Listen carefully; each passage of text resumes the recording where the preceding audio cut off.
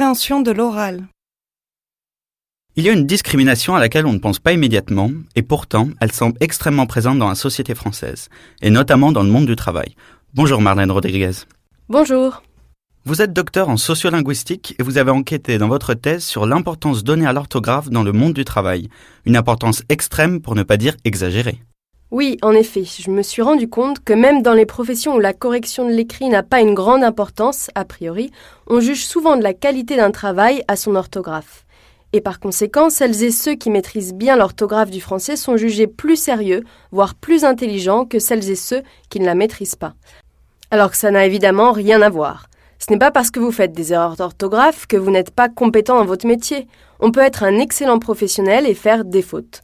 Mais pour des raisons historiques, les préjugés liés à la maîtrise de la langue sont extrêmement forts en France, entre les Français eux-mêmes.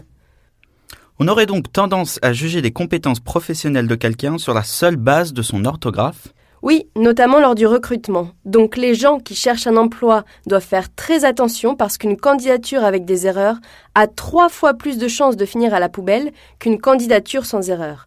Et les réactions de rejet peuvent apparaître dès la première erreur chez certains recruteurs. Donc si vous êtes à la recherche d'un emploi, faites bien attention à vos CV, mails et lettres de motivation.